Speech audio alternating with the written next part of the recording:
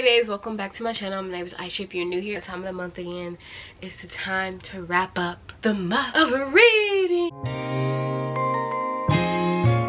What's wrong with me? Sorry, I've had 3 cups of coffee. That's what's wrong with me. Let's get into it. This month has been probably the worst month of reading for me this year. I might just be a little bit over dramatic right now, but like, guys, when I tell you, I think I only read like 10 books and half of them are audiobooks. Like, the slump has been real this month. I recently just started American Dating Experiment, which I'm absolutely obsessed with, and that book has like got me out of like the little mini slump that I've been in.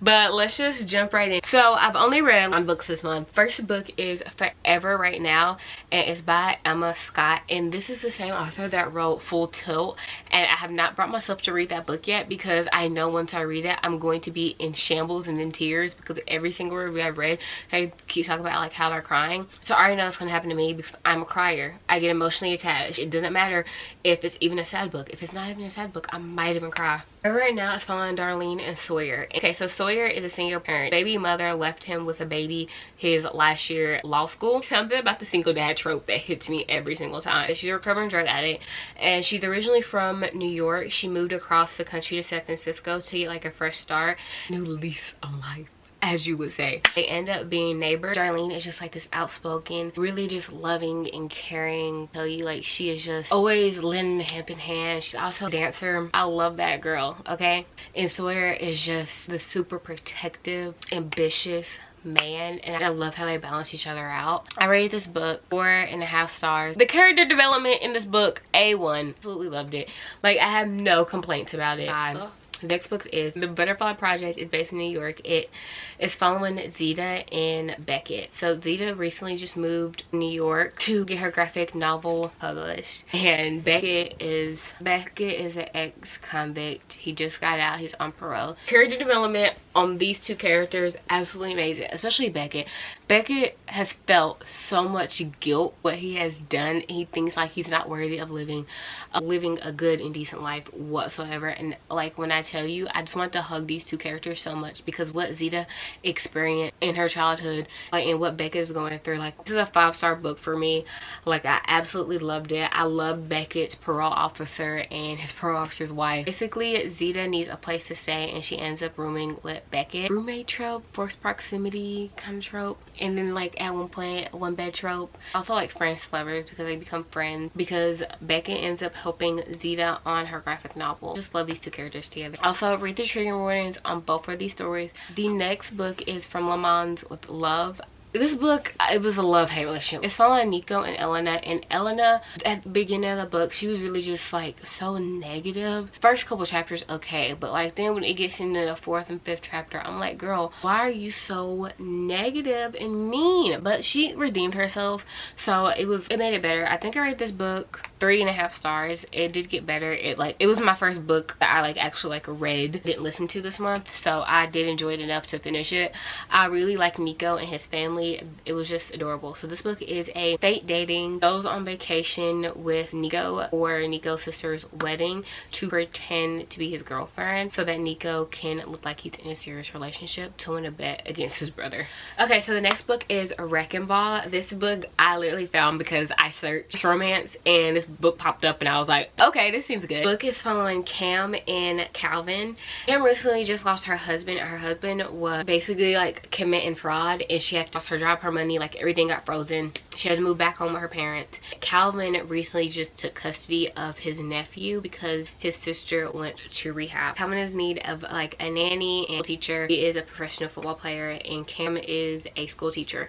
So basically Calvin hires Cam and they start living together. So it's forced proximity. Like, he's literally like the grumpiest man. Like, it's forced proximity, a grumpy sunshine. So he's like really protective of her. It was a good book. I rated it 4 stars. Like, the next book is A Deal with the Devil. A Deal with the Devil is following Heyy and Tilly. Tilly is an aspiring author and she recently just became the assistant to Heyy. Heyy is a doctor. He does plastic surgery, like injections, Botox, and that type of stuff. It's like really well known and rich. And Tilly moved to California with her boyfriend of 10 years. They broke up. So, and Heyy is a playboy. boy, like he was done wrong in the past, so like he does not do relationship, new girl every single night type boy. And she becomes a personal assistant because her best friend is his personal assistant, but he recently just adopted a kid with his partner, and he like takes a leave and he gets her to fill in for him. Is it a workplace romance?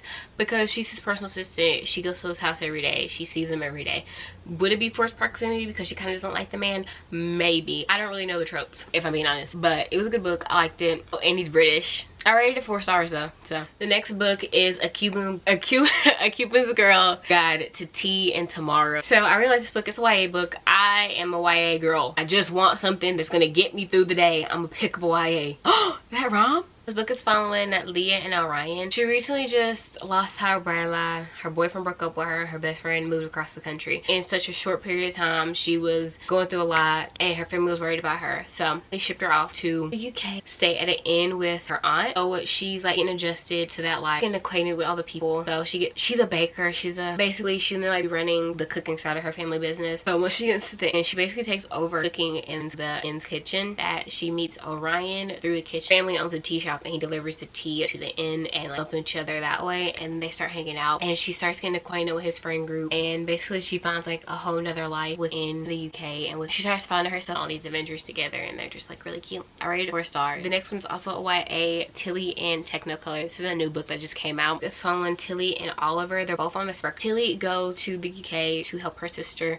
who is starting a business. So Tilly is doing an internship during the summer. Oliver is a photographer, social media star that is also interning with Tilly's sister, and he's basically like, they're traveling all over the UK to pitch to different companies, and they always end up like rooming together, and they start like becoming friends and hanging out together. I just love that because like forced proximity, you know. I really enjoyed it. The next book is also a YA, Her Good Side. This book is following Bethany and Jacob. Bethany is on the basketball team, and both of her moms are like in the WNBA world. Their whole world is like basketball, and Bethany hates basketball. She wants to take this culinary class. Also, Bethany is like a late bloomer when it comes to dating. Starts getting interested in boys. She asks out 2 boys on one date and gets rejected by both. So Jacob's also, he just had like a major glow up. Like he grew really tall, and like all the girls are paying attention, and like really awkward since like he's just now getting into dating as well. They both are like don't know like how to work the dating world. Jacob got dumped twice in 1 semester, and they have a plan to start fake dating to get Bethany into the dating world, get Jacob comfortable with dating. It's a really cute quick read. I'm telling you guys, it's just a lot of fluff. I read this book 4.25. It was just adorable. Okay, so the next book is Not Her Problem. This is my second book by her that I've read. I enjoyed it. I rated it 4 stars. This book is on like Aideen. I don't know if I'm saying their names right. I'm sorry. And Maybeth. But Aideen, okay, her mom's a single parent. She's also like back and forth with a toxic relationship. Aideen's dad falls back into the routine of drinking. Aideen basically has to like care of them, like figure out how they're gonna like pay for the bills. She has to like be an adult, and she's still a kid, and like she just starts caring about everything, school, friendship. Yes, and Maybeth is like the perfect student. Well, like they start hanging out and becoming friends. She can't solve her own problems, so she starts helping like students around school with their problem. Maybeth helping her own missions as well, so they start working together. So it's a cute little way. Both have like really strong personality, and they're really like quick-witted. The last book was